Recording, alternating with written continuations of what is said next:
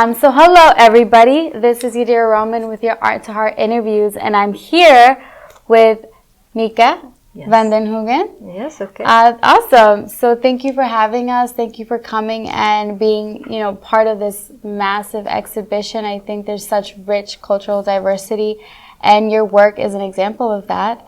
We're here sitting right in front of one of your pieces, so please tell us a bit about that. This is made from clay, ceramics, and I'm always making women and also other stuff, but the most important part of my work is making women.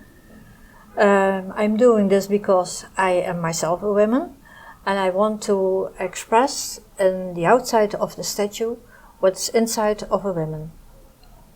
So this woman is looking down to you, like old statues in churches are. I want to express the feelings of a woman that is in your body. I want to express that outside in the body of a statue. That's very powerful. Thank you. Thank you. What message do you have for younger women right now that are experiencing a sort of rising and a shift in how they were raised to familiarize themselves with being a woman? Accept who you are, the feelings you have, and you have to try to handle with yourself, like everyone has, but as a woman it's more difficult to be a woman in this society. You have to struggle more, you have to work more, and then you have to accept that, and you must be strong so that you and be yourself. So, and accept your place. That's what you are, and be what you are, and enjoy it. Yes, and enjoy it. I think that's crucial. And be what you are and enjoy it. It's a beautiful message. Yeah. And what role do you feel female artists have right now in the global shift that's happening? Female artists have to show and to express what women feel, the way they are onderdrukt, oppressed, most by men, and they have to struggle and to grow so they are independent. And to learn, go to school and learn and do what you like. Absolutely. I think that's very crucial. Learning in different ways, different aspects of yourself, and being in the creative process of yourself. Yes, and when you have the power to create something, do that.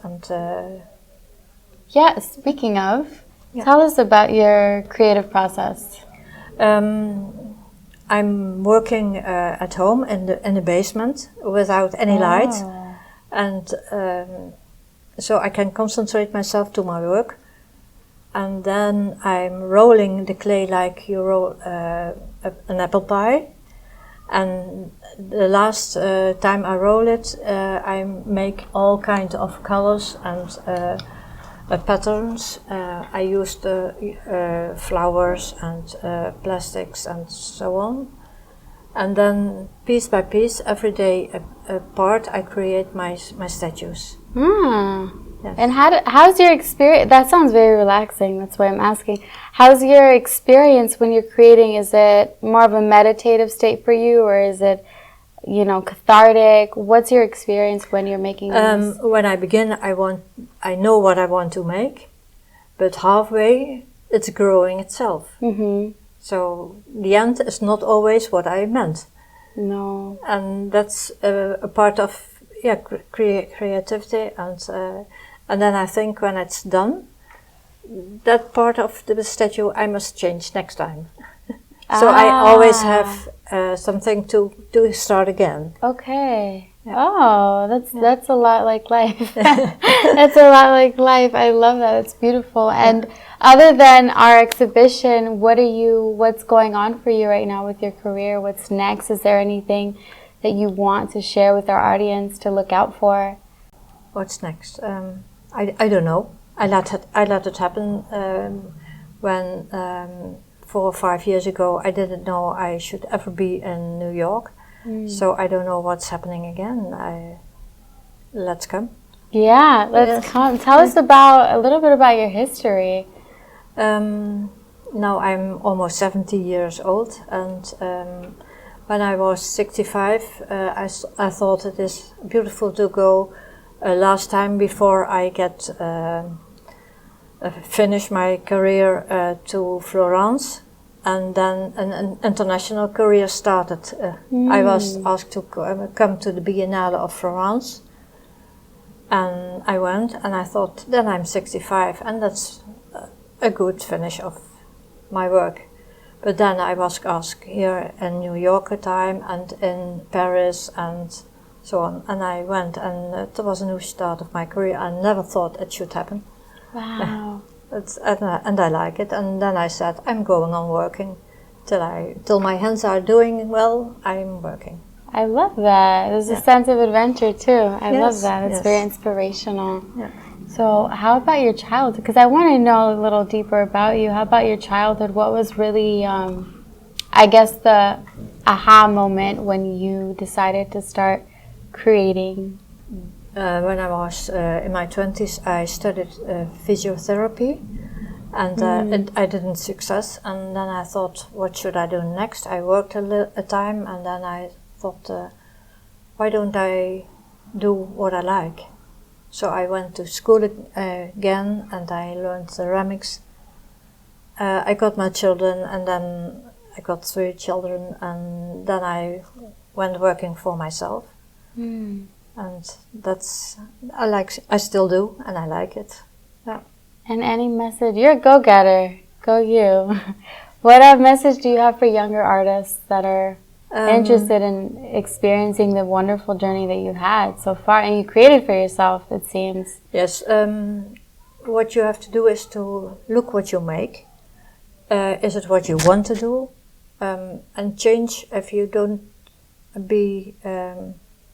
if you don't like. So always stay short to yourself and look to what you are making. Look the forms you make, look what you want to express, and then if you're not, try again if you're not agree with it. Always, life is always trying, and so is art too. Absolutely, and it's absolutely, that's true. Thank you. It's a powerful message.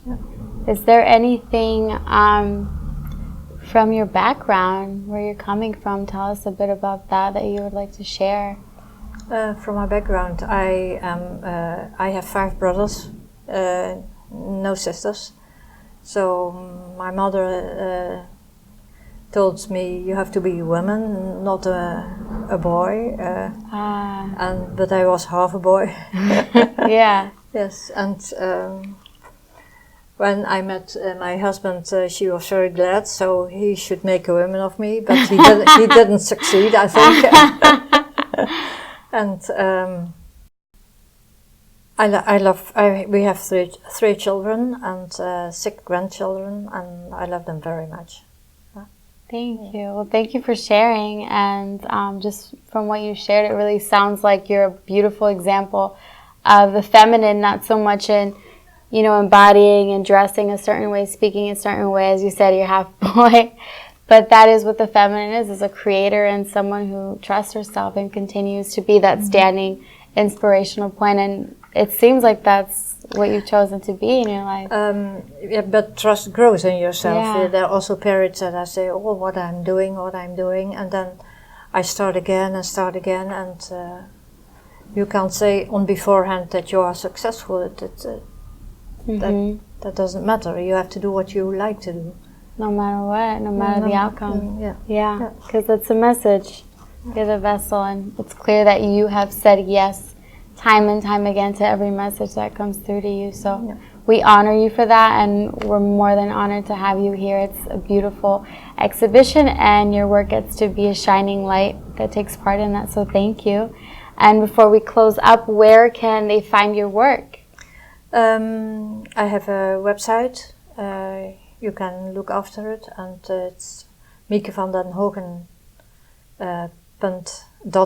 .nl. Okay. And it's in the ArtTour magazine. Yes, it is.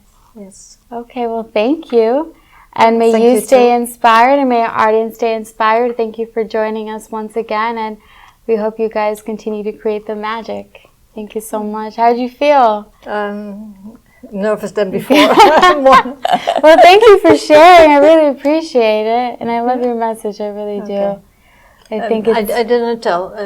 This statue has on his back 4 or 5 breasts, because when one of her friends got breast cancer, and a lot of women get breast cancer, you can take one of them and put it on. She can share it. Oh my gosh, that's so beautiful. That's very powerful. Thank you. Well, I'm so happy to have you. I was reviewing your article recently, and it's just so inspiring, the message that you put out there. It really is, and I think it's crucial right now. I can't speak for everyone, but I can speak for myself, and it's definitely an emotional, but a very, I think the continuous reminder from other women to each other really keeps us going forward and continuing with this path, even when it's scary, because it can be scary to speak up. Yes. So thank you. So thank you. It was my honor to have you here.